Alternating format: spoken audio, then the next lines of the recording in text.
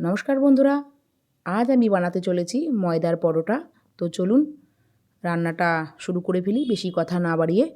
ময়দার পরোটা আপনারা কম বেশি সকলেই জানেন কীভাবে বানাতে হয়। তো আজ আমি যেভাবে বানিয়েছি সেটাই আমি আপনাদের সাথে শেয়ার করবার জন্য চলে এসেছি। এখানে আমি ময়দা নিয়ে নিয়েছি পরিমাণ মতো, তারপর পরিমাণ মতো নুন, আর ময়ানের জন্য নিয়েছি ভেজিটেবিল অয়েলস, আর নিয়েছি সামান্য চিনি।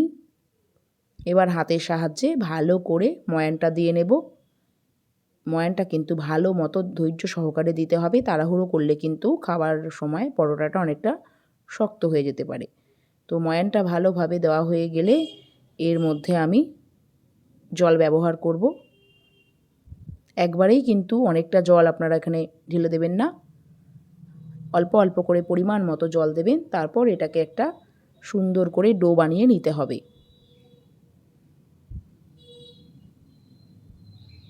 তো যারা এখনও পর্যন্ত আমার চ্যানেলটিকে সাবস্ক্রাইব করেননি তাদের কাছে অনুরোধ, অতি অবশ্যই আমার চ্যানেলটিকে সাবস্ক্রাইব করে নেবেন।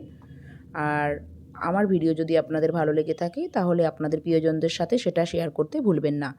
ভালো মতো ময়দাটা মাখা হয়ে গেছিলো, তারপর সেটাকে 10 মিনিটের জন্য রেস্টে রেখে দিয়েছিলাম। এবার আমরা লেচি পাকিয়ে নেব। যে সাইজের আপনারা বাড়িতে খেয়ে থাকেন সেই মতোই আপনারা বানাবেন।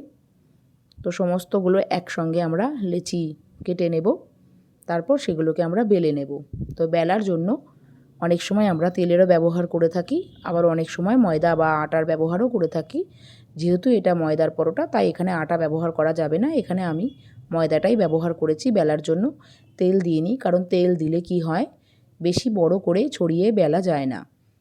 তাই ময়দা দিলে এটা ভালো মতো ছড়িয়ে বেলা যায়, সাইজটা একটু আকারে বড় হয়।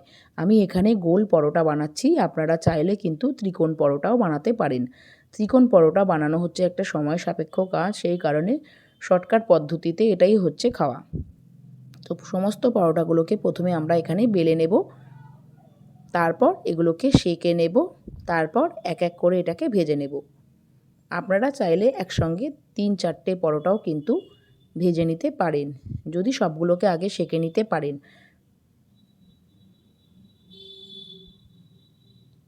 এই ময়দার পরোটা কিন্তু খুব সাদা হয়।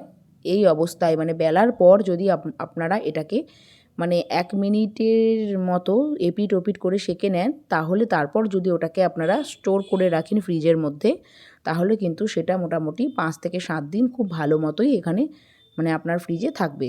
খাওয়ার সময় শুধুমাত্র বার করে নেবেন পরিমাণ মতো, তারপর একটুখানি তেল দিয়ে ভেজে নিলেই কিন্তু সঙ্গে সঙ্গে রেডি হয়ে যায়। এই যে দেখুন, পরোটাগুলো কিন্তু খুব সুন্দর গোল হয়েছে। এই যে 2 পিঠ অল্প, জাস্ট 30 সেকেন্ডও নয়, 30 সেকেন্ডেরও খুব কম করে বোথ সাইড আমি এখানে সেঁকে নিচ্ছি স্প্যাচুলার সাহায্যে।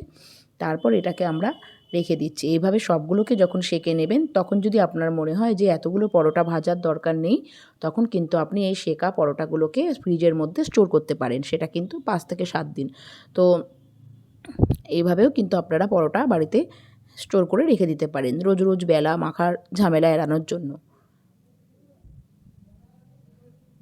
এইভাবে পরোটাগুলোকে সেঁকে নেব, তারপর তেলের সাহায্যে এটাকে ভেজে নেব। তো এর সাথে আপনারা যে কোনো রকমের ভাজি খেতে পারেন, আলু ভাজা বা শীতকালের বিভিন্ন রকমের যে সবজি সেগুলো ভাজা, বা আলুর দম বা চিকেন কষা, যে কোনো কিছু।